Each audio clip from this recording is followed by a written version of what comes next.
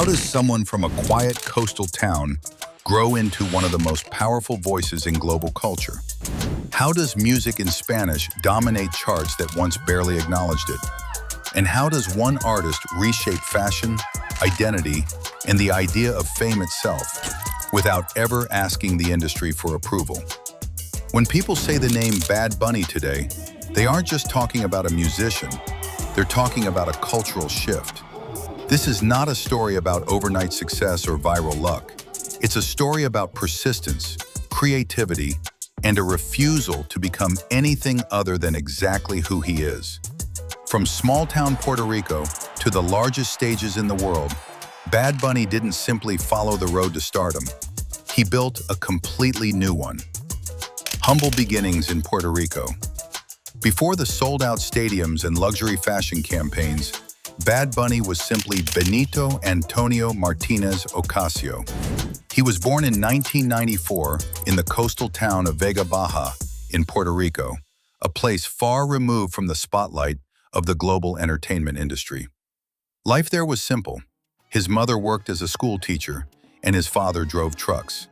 Music filled their home constantly, from Latin ballads to salsa classics.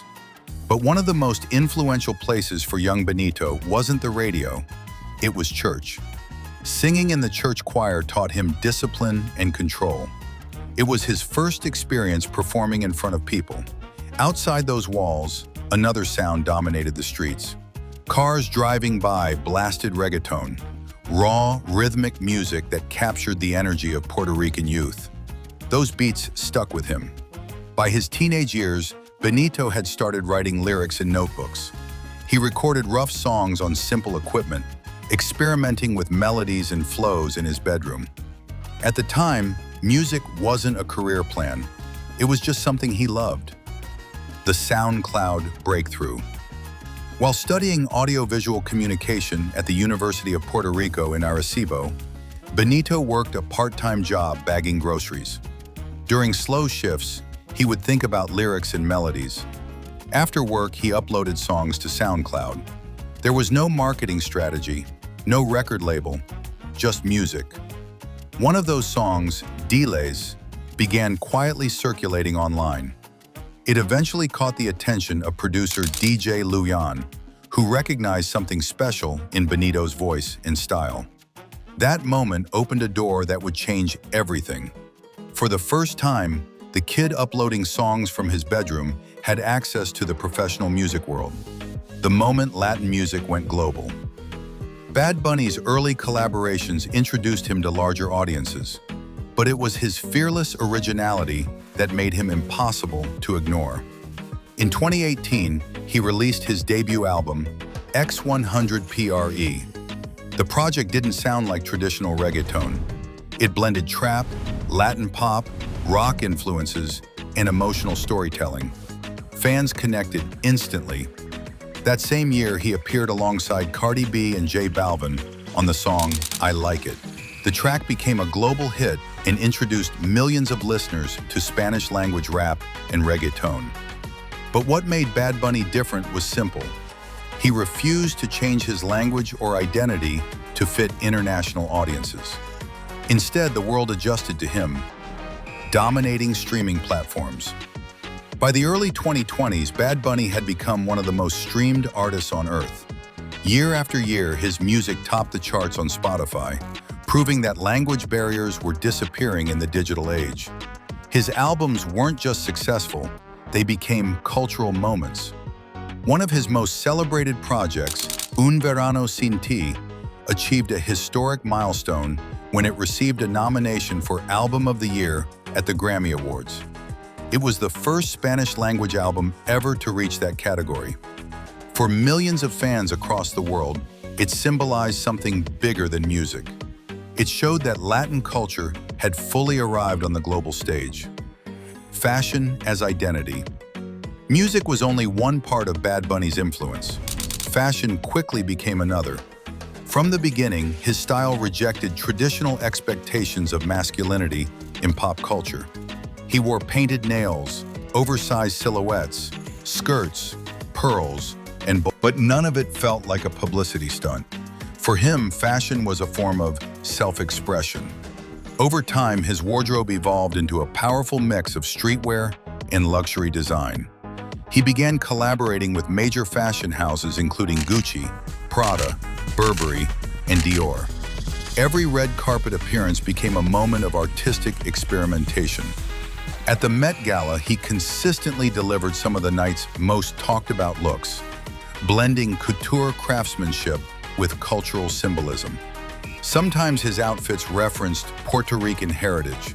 Other times they challenged traditional gender norms in fashion. But the message remained the same: confidence has no rules. Watches and quiet luxury. Even the smallest details of Bad Bunny's style reflect his personality. His watch collection, for example, balances extravagance with individuality. One of the most remarkable pieces he owns is the Billionaire Ashoka watch by Jacob & Co. Covered in rare diamonds and valued at over $1 million, the watch is less about subtle elegance and more about artistic statement. At the same time, he also appreciates timeless classics. His collection includes models from Rolex and Cartier, often customized to match his personal style. For Bad Bunny, these accessories aren't just luxury items, they're extensions of his creative identity, a lifestyle built on privacy. Despite global fame, Bad Bunny has always tried to keep parts of his life private. His homes reflect that philosophy. In New York City, he once rented a luxury penthouse in Manhattan's West Chelsea neighborhood, offering panoramic views of the Hudson River and expansive outdoor terraces. The space included a private pool and massive living areas, an oasis high above one of the world's busiest cities. On the West Coast, he purchased a secluded home in the Hollywood Hills that previously belonged to Ariana Grande.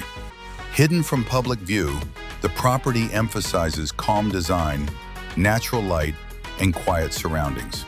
Instead of flashy excess, his homes focus on comfort and creativity. Cars and travel. Interestingly, Bad Bunny's car collection follows a similar philosophy. He once owned a white Bugatti Chiron, one of the fastest and most expensive hypercars in the world.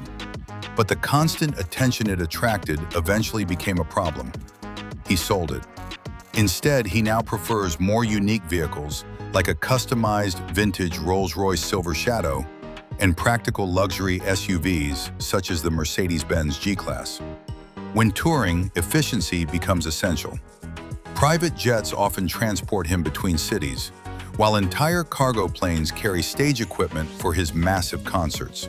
Behind the scenes, a touring crew of over 100 people helps bring his productions to life. A global stage.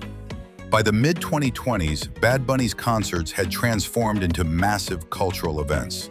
His stadium tours combined cinematic visuals, storytelling, choreography, and live performance in ways that felt both personal and epic. Fans from dozens of countries traveled to see his shows. Critics began comparing his productions to the spectacle typically reserved for artists performing at the Super Bowl halftime show.